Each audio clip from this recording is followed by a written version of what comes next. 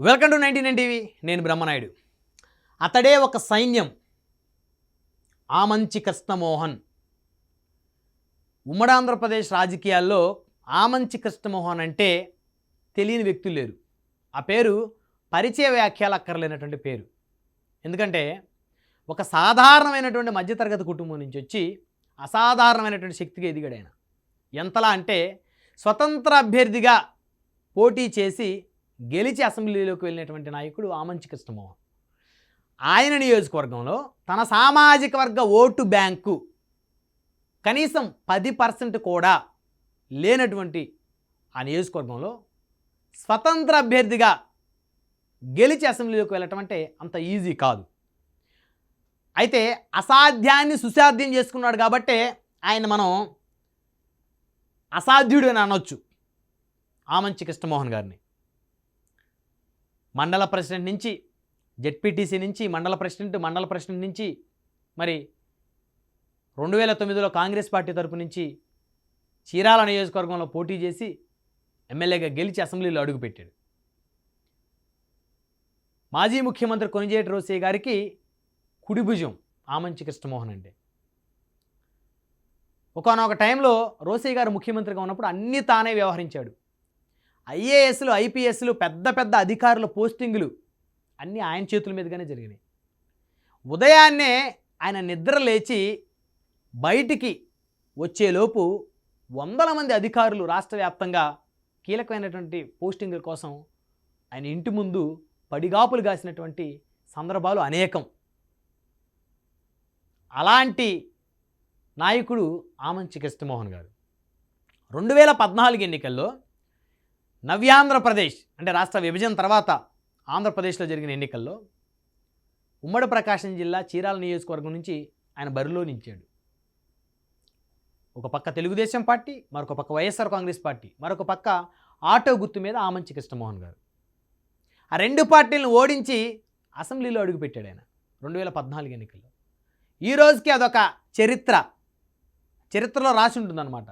ఇప్పటివరకు మనం నవ్యాంధ్రప్రదేశ్లో కొన్ని నియోజకవర్గాలు తీసుకుంటే ఇండిపెండెంట్లుగా అసెంబ్లీలో అడుగుపెట్టిన వాళ్ళు చాలామంది ఉన్నారు. అయితే వారి నియోజకవర్గంలో వారి సామాజిక వర్గం అత్యంత బలంగా ఉన్నటువంటి నాయకులే ఎక్కువగా ఇండిపెండెంట్లుగా అసెంబ్లీలో అడుగుపెట్టారు.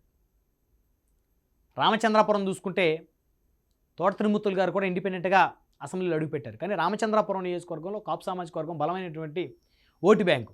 ఆ సామాజిక వర్గం చెందిన తోట తిరుమూర్తులు గారు ఇండిపెండెంట్గా అడుగుపెట్టారు.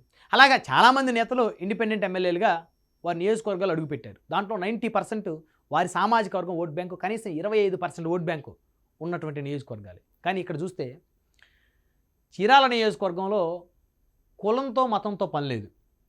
ఈయనకు ఒక సైన్యం ఉంది, ఈయనకు ఒక ఆర్మీ ఉంది, ఆమంచి ఆర్మీ. కనీసం 10% కూడా తన సామాజిక వర్గం లేనటువంటి నియోజకవర్గంలో రెండు బలమైన పార్టీలను ఎదిరించి 2014 అసెంబ్లీలో అడుగుపెట్టాడు ఆయన.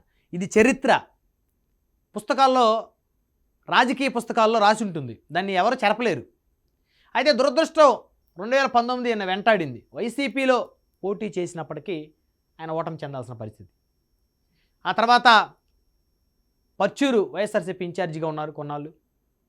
జగన్మోహన్ రెడ్డి గారు పచ్చూరు నియోజకవర్గంలో పోటీ చేయమంటే అక్కడి నుంచి వచ్చి తన సొంత నియోజకవర్గం చీరాల్లో పోటీ చేశాడు. అయితే చివరి నిమిషంలో ఆయన సింబల్ కోసం కాంగ్రెస్ పార్టీలో చేరి పోటీ చేసి 45,000 ఓట్లు సాధించి మరి ఆయన 3వ స్థానంలో నిలిచినప్పటికి కూడా వైఎస్ఆర్ కాంగ్రెస్ పార్టీ అభ్యర్థిని కర్ణం బలరాం గారి కుమారుడు కర్ణం వెంకటేష్ గారిని ఓడించాడు. సో ఆ ఫైట్లో తెలుగుదేశం పార్టీ అక్కడ కొండయ్య గారు ఎమ్మెల్యేగా గెలిచారు. లేకపోతే ఆ పరిస్థితి లేదు చీరాల నియోజకవర్గంలో 2024 ఎన్నికలకి. ప్రస్తుతం ఈయన కాంగ్రెస్ పార్టీలో కొనసాగుతున్నారు. అయితే నిన్న ఆంధ్రప్రదేశ్ కాంగ్రెస్ పార్టీ అధ్యక్షురాలు షర్మిల గారు జిల్లా స్థాయి కార్యకర్తలతో విస్తృత సమావేశం కార్యక్రమాలు పెట్టుకొని అన్ని జిల్లాలు పర్యటిస్తున్నారు. ఆ క్రమంలో భాగంగానే బాపట్ల జిల్లా పర్యటన చేశారు. ఆవిడ ఇప్పటి వరకు ఆంధ్రప్రదేశ్ పిసిసి అధ్యక్షురాలు అయిన తర్వాత ఆవిడ జిల్లా స్థాయి పర్యటనలో అత్యధికంగా జనాలు వచ్చినటువంటి జిల్లా కానీ నియోజకవర్గం కానీ చూస్తే చీరాల. దానికి కారణం ఆమంచి కృష్ణమోహన్.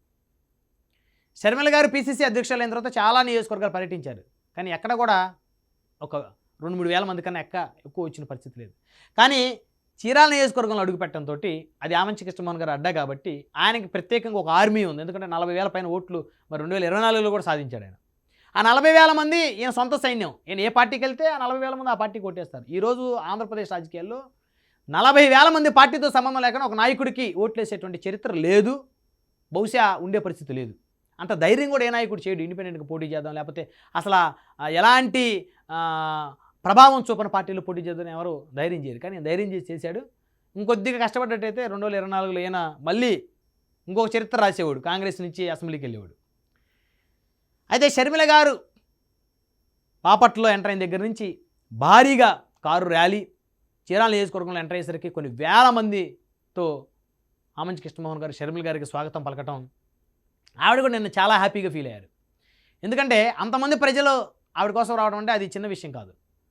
దానికి కారణం నియోజకవర్గంలో ఉన్నటువంటి బలమైన నాయకుడు ఆమంచి కృష్ణమోహన్ గారు కాంగ్రెస్లో ఉన్నారు కాబట్టి, షర్మిల గారు కాంగ్రెస్ పార్టీ అధ్యక్షురాలుగా హోదాలో వచ్చారు కాబట్టి ఆవిడని గౌరవించుకుంటూ ఈయన ఆవిడకి ఘన స్వాగతం పలికి అంబేద్కర్ గారి విగ్రహాలకి, రాజశేఖర గారి విగ్రహాలకి పూలమాల వేయించి మరి నియోజకవర్గంలో కార్యకర్తలతో విస్తృత సమావేశం ఏర్పాటు చేసి వేల సంఖ్యలో కార్యకర్తల్ని మరి ఆయన పిలిపించి వారందరినీ సమక్షంలో షర్మిల గారితో మాట్లాడించి కార్యక్రమాన్ని విజయవంతం చేశాడు. మళ్ళీ ఒకసారిగా ఉమ్మడి ప్రకాశం జిల్లా రాజకీయాల్లో మళ్ళీ ఆమంచి కృష్ణమోహన్ గారి వైపు తిరిగి చూసేలా కార్యక్రమం అనేది జరిగింది. అంటే చీరాల నియోజకవర్గంలో తెలుగుదేశం పార్టీ అభ్యర్థి ఎమ్మెల్యేగా ఉన్నప్పటికీ కూడా ఎమ్మెల్యే ఈయన లేకపోతే టీడీపీ అభ్యర్థా అని కూడా ఒక్కోసారి ప్రజలు ఆలోచించే పరిస్థితి. అంత బలమైనటువంటి రాజకీయం చేస్తున్నాడు ఈయన. ఓ పక్క అదే నియోజకవర్గంలో కర్ణం బలరాం గారు ఆయన కుమారుడు వెంకటేష్ గారు ఉన్నప్పటికీ కూడా ఎన్నికలు అయిపోయిన తర్వాత మరి వారు చీరాల నుంచి వెళ్ళిపోయిన పరిస్థితి. మళ్ళీ చీరాలు వచ్చినా కూడా ఈయనకు వచ్చినంత జనం వచ్చే పరిస్థితి లేదు. ఎందుకంటే కర్ణం బలరాం కృష్ణ గారి కుమారుడు వెంకటేష్ గారు పోటీ చేస్తే పడిన ఓట్లు కూడా ఒక 50,000. మరి 50,000 ఓట్లు అంటే అది వైఎస్ఆర్ కాంగ్రెస్ పార్టీ ఓట్లు ఎక్కువగా. అందులో కనీసం ఒక 45,000 ఓట్లు, ఒక 5,000 10,000 ఓట్లు బలరాం గారి కుమారుడికి సొంతంగా పడే పరిస్థితి ఉంటుంది. కానీ మరి ఈయనకి 40,000 పైచిలకు ఓట్లు ఈయన చూసే కాంగ్రెస్ పార్టీ ఓటేసిన పరిస్థితి. సో కాబట్టి కాంగ్రెస్ పార్టీ కండవా వేసుకున్నప్పటికీ కూడా మరి జిల్లా స్థాయిలో బలమైనటువంటి రాజకీయాలు ఈయన ఇంకా చేస్తున్నాడంటే అది చిన్న విషయం కాదు. అందుకనే అతడే ఒక సైన్యం అని ఈయన్ని ప్రత్యేకంగా ఉమ్మడి ప్రకాశం జిల్లా ప్రజలందరూ కూడా కీర్తిస్తూ ఉన్నారు.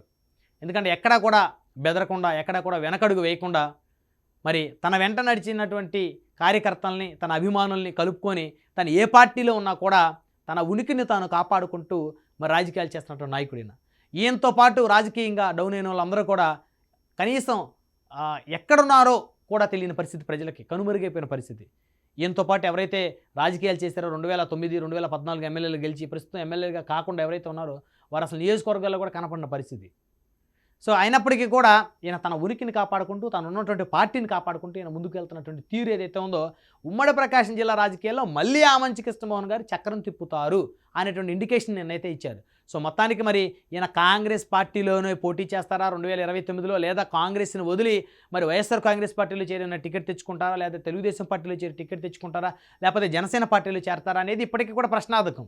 ఆయనైతే తన బలగాన్ని ఏమాత్రం కూడా తగ్గించుకోకుండా మరి రోజు రోజుకి కూడా తన బలాన్ని మళ్ళీ పెంచుకుంటూ ముందుకు వెళ్తున్నటువంటి తీరు అయితే ఉమ్మడి ప్రకాశం జిల్లా రాజకీయాల్లో చాలా చూడముచ్చటగా ఉందనేది చెప్పొచ్చు. నిన్న షర్మిల గారి యొక్క మరి రాష్ట్ర స్థాయి కార్యకర్తల సమావేశ కార్యక్రమానికి సంబంధించి బాపట్ల జిల్లా ఆవిడ రావటం, వందలాది కార్లతోటి ఆవిడని ర్యాలీగా తీసుకొని రావటం, వేలాది మంది కార్యకర్తల్ని ఆ సమావేశానికి హాజరయ్యేలా ఈయన దగ్గరుండి వారందరినీ కూడా పిలిపించుకోవటం, ఆ కార్యక్రమం ఏదైతే ఉందో అంటే మళ్ళీ ప్రకాశం జిల్లాలో కాంగ్రెస్ పార్టీకి మళ్ళీ ఒక పునర్జీవం కాంగ్రెస్ పార్టీ పోసుకుంటుందా, మళ్ళీ పురుడు పోసుకుంటుందా కాంగ్రెస్ పార్టీ అనేటువంటి రీతిలో ఆమంచి కృష్ణమోహన్ గారు నేను ఏర్పాటు చేసినటువంటి ఆ సభలో కార్యక్రమాలు కనుక చూస్తే ఖచ్చితంగా ఈయన ఒక బలమైనటువంటి రాజకీయ శక్తి, రాజకీయ శిఖరం అని అయితే ఖచ్చితంగా చెప్పొచ్చు.